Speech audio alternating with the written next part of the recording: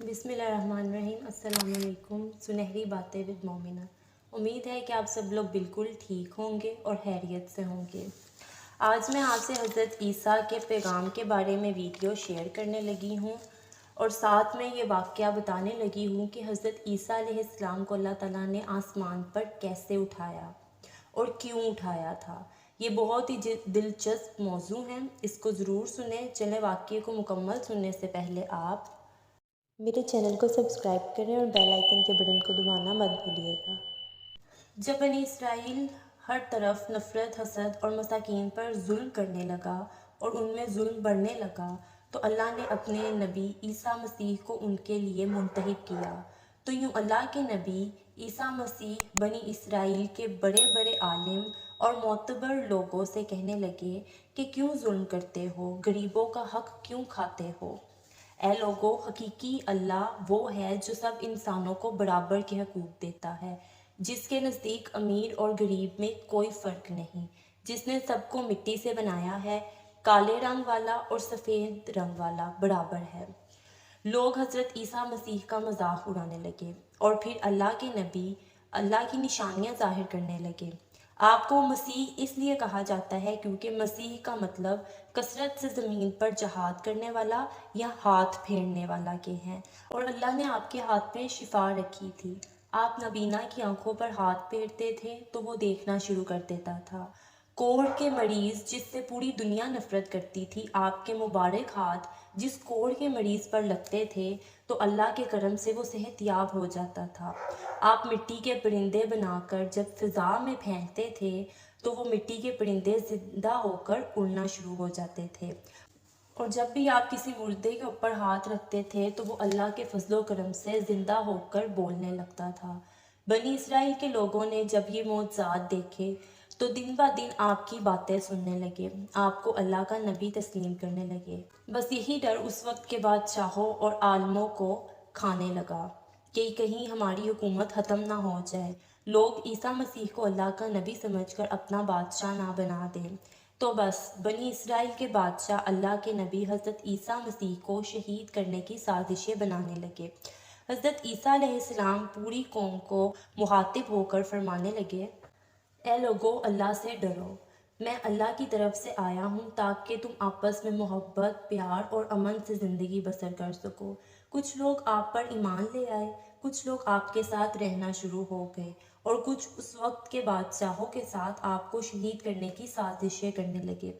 تاریخ نے لکھا ہے کہ آپ کے ساتھ کافی لوگ تھے، لیکن ان میں سے بھی کچھ کا ایمان مکمل نہ تھا۔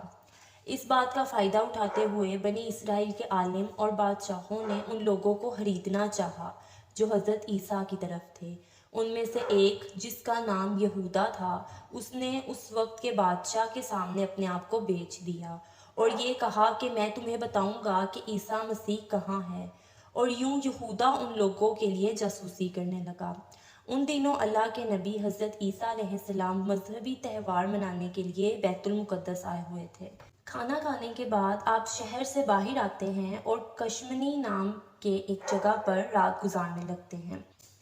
آپ اپنے شاگردوں سے الگ ہو کر اللہ سے مخاطب ہوتے ہیں، اے اللہ، میں جانتا ہوں کہ یہاں کے بادشاہ اور علماء مجھ سے نفرت کرتے ہیں اور مجھے قتل کرنا چاہتے ہیں۔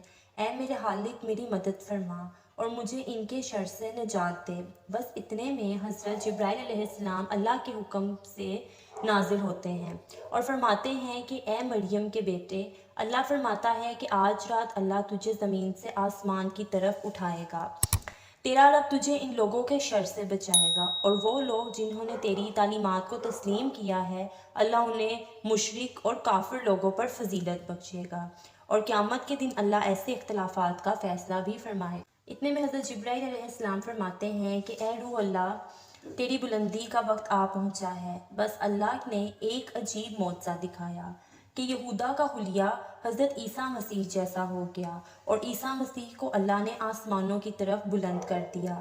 بس جیسے ہی گرفتار کرنے کے لیے بادشاہ کے لوگ اور بادشاہ وہاں آئے تو اس جاسوس یہودا کو گرفتار کر لیا، کیونکہ اللہ نے اس کی چھوی عیسیٰ مسیح جیسی بنا دی تھی، اور یوں اللہ نے بنی اسرائیل کے سخت دلوں پر مہر لگا دی اور وہ فخر سے یہ کہنے لگے کہ ہم نے مریم کے بیٹے اور اللہ کے نبی عیسیٰ کو قتل کر دیا ہے۔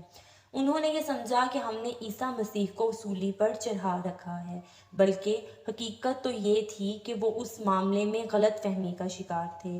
ان میں سے کچھ لوگ حیرت سے یہودا کو دیکھ رہے تھے کہ اس کا چہرہ تو عیسیٰ مسیح جیسا ہے، لیکن عیسیٰ مسیح کی کوئی بھی خوبی یا حرکت اس میں نظر نہیں آ رہی۔